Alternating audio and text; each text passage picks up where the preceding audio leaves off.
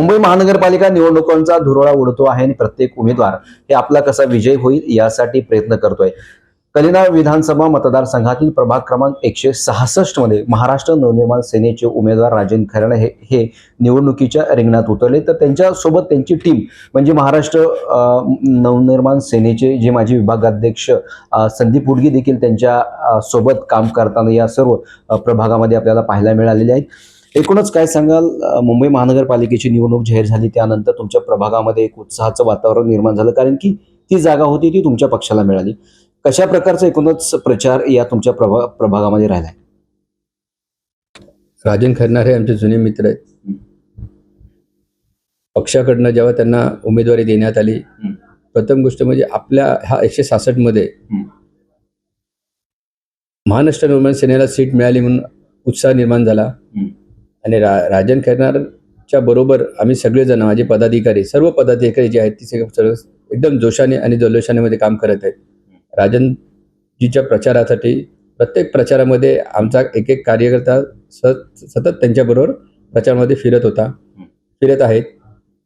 त्यांच्या प्रत्येक मतदारापर्यंत आमचा जो उमेदवार आहे तो प्रत्येक मतदारापर्यंत कसा नेता येईल, तो प्रत्येक एक जो कार्यकर्ता आहे त्या पद्धतीने चढाओढीने तो त्यांना इकडे प्रचारामध्ये फिरवत होता. कसं एकूणच कसा प्रतिसाद मतदारांचा तुम्हाला मिळत होता तुमच्या उमेदवाराला? तुम्ही सर्व त्यांच्यासोबत जात प्रचारामध्ये, प्रचार यंत्रणेमध्ये तुम्ही सहभागी होता. मतदारांचा कसा प्रतिसाद तुम्हाला लोकांना मिळत होता? मतदारांचा आम्ही प्रत्येक घरोघरी जातो तर त्यांची आताची सध्याची जी ओढ आहे की बदल हवा. कारण मागच्या 7.5-8 वर्षामध्ये जे काय झालं हे त्यांनी आम्हाला गाणं गायलंय.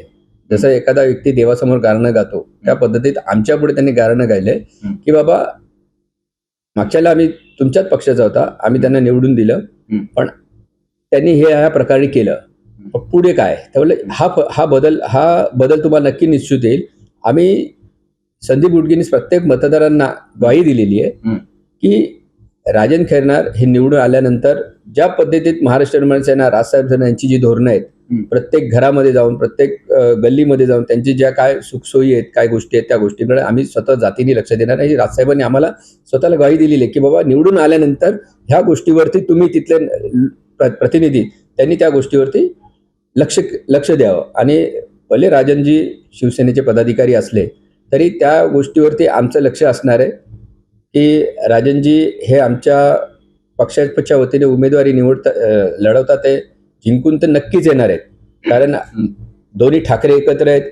गेल्या 20 वर्षापासूनचे मराठी लोकांचं, शिवसैनिक असू द्या किंवा इतर कोणी मुंबईतले आलेले मराठी आहेत, त्यांचं एकच स्वप्न होतं की दोन्ही ठाकरे एकत्र यावं आणि एकत्रितपणे त्यांनी राहावं. तर दोन्ही इतके वर्ष काय झालं होतं की मनसेला काही मराठी मतं जायचे, शिवसेनेला काही मराठी मतं येतात, त्यामध्ये काही ठिकाणी फरक पडत होता. आमचा उमेदवार येत नव्हता, 2 नंबरवरती जात होता. पण ह्या वेळेस असं नव्हता, दोन्ही आम्ही एकत्र लढणार आहेत.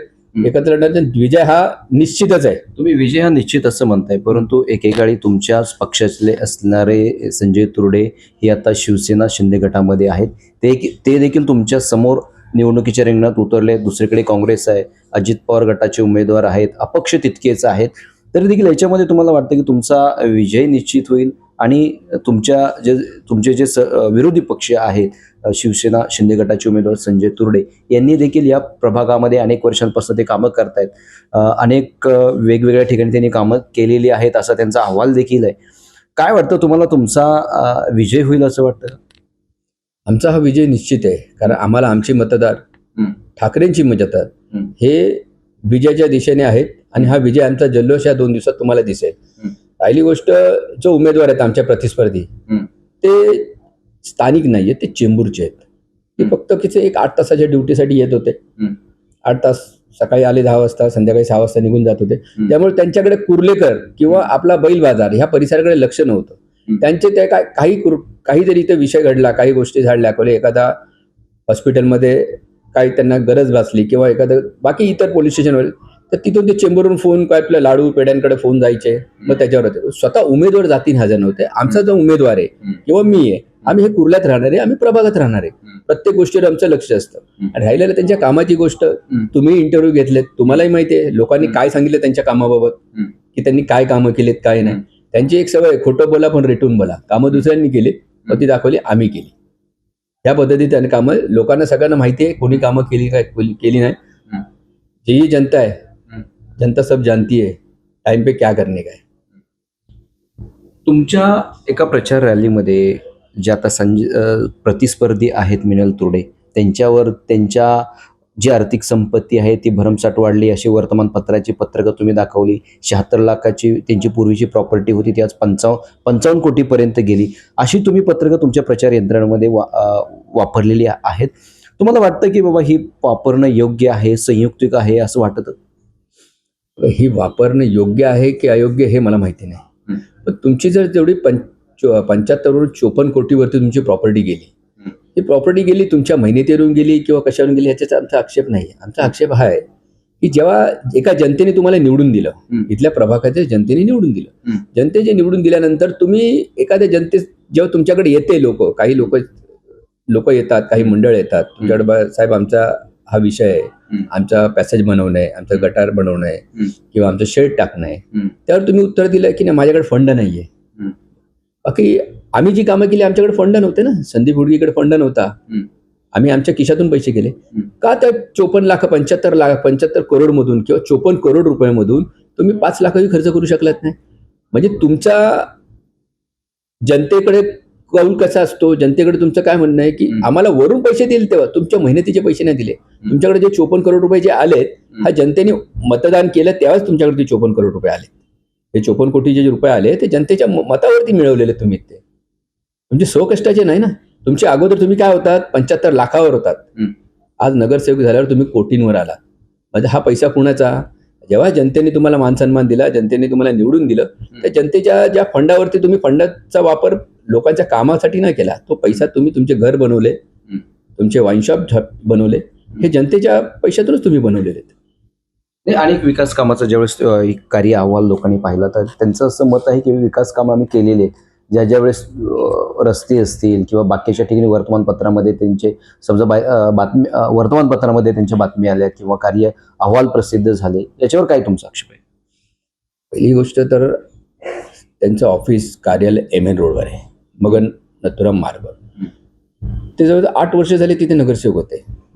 5 वर्ष ते आणि नंतर 2 वर्ष आपला निवडणूक होणार. त्या 8 वर्षामध्ये त्यांनी कधी त्या MN रोड साधा त्यांनी रिपेअर बनवू शकले नाही.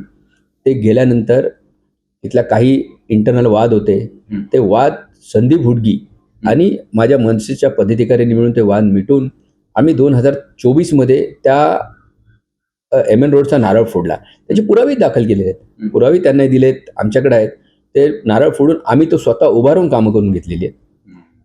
आणि आता त्या कामाचे फोटो ते लोक त्यांच्या पद्धतीने दाखवून ते दाखवतात की आम्ही बनवलं. पण त्या MN रोडच्या सगळ्या जनतेलाही माहिती ना हे रोड कोणी बनवलेत. हे महाराष्ट्र नवनिर्माण सेनेने बोलवले. त्यावेळेस तेही महाराष्ट्र नवनिर्माण सेनेचे होते. हो, नाही तेही महाराष्ट्र नवनिर्माण सेनेचे होते, पण ते इथे नव्हते. त्यावेळेस ते चेंबूरमध्ये गल्ल्यावर बसले होते आणि त्यावेळेस त्यांनी जनतेला डिक्लेअरही केलं होतं की नाही मी व्यवसायाकडे लक्ष आहे, मला आता राजकारणाशी काही संबंध नाही. माझा शेवटचा प्रश्न आहे, तुम्हाला तुमच्या उमेदवाराला, तुमच्या पक्षाला या प्रभागामधनं विजयाची किती टक्के हमी आहे आणि काय विजन असणार आहे? विजयाची हमी ज्यावेळेस त्यांना आमच्याकडे महाराष्ट्र नवनिर्माण सेनेकडे उमेदवारी आली, तोच आमचा विजय जल्लोष आहे.